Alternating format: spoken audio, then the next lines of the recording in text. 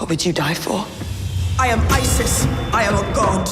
Get ready for a story so controversial it has an entire nation up in arms. Imagine a documentary that got Egypt ready to battle a streaming giant in a multi-billion-dollar showdown. Sounds like a blockbuster movie plot, right? Well, this is real life. And we're about to spill the tea on the Cleopatra chaos that's got everyone talking. Picture this. Egypt, a country steeped in history, is taking on the entertainment titan Netflix with a lawsuit that's got more zeros than you can count on both hands. Why?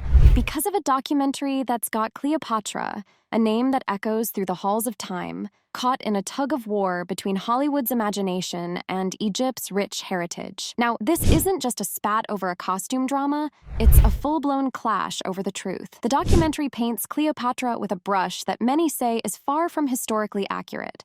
Cleopatra is not just a character in a story for Egyptians.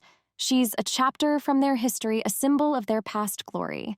And when that gets twisted, it's personal. The documentary says Cleopatra was of a different ethnicity than most history books say. Historians agree she was Greek because her family came from there. But the documentary didn't include any Egyptian experts, the ones who know about Egypt's history. They used other sources that aren't known for studying Cleopatra or ancient Egypt. So there's a big claim about Cleopatra's identity in the documentary, but it's missing support from the real experts on the subject. The folks in Egypt were not too pleased with the documentary. The officials, the history buffs, and just regular people felt it got Cleopatra all wrong. She's a big deal over there, a symbol of their rich past, and they didn't like someone else telling her story incorrectly. Egyptians take pride in Cleopatra. She's part of their national identity. So when the documentary showed her in a way they didn't recognize, it was like a slap in the face. It's not every day you hear about a whole country taking a media company to court over a show. This move by Egypt could shake things up. It's about more than just a lawsuit. It's about who gets to tell the story of a nation's history and how it's done right. Now, let's talk about the legal issues. Egypt's lawsuit isn't just about hurt feelings. They're saying that the documentary is telling lies about their history. If they win, it could mean Netflix has to pay up big time. But it's not just about the money. This could change the game for how TV shows and movies handle history. If Egypt wins, it could mean that from now on, filmmakers have to be careful about how they show historical figures and cultures.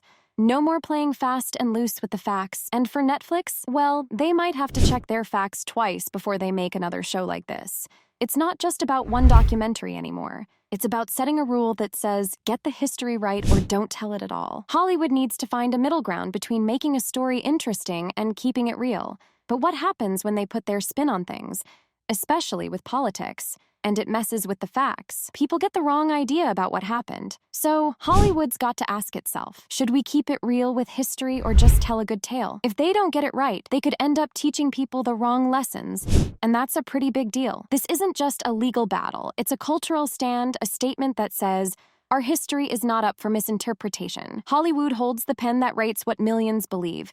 It's a power that comes with responsibility. The future of storytelling must balance the thrill of drama with the weight of truth. We're at a crossroads where every story told is a piece of history that shapes our world. Now, it's your turn to weigh in. What do you think about the balance between creative freedom and historical fidelity?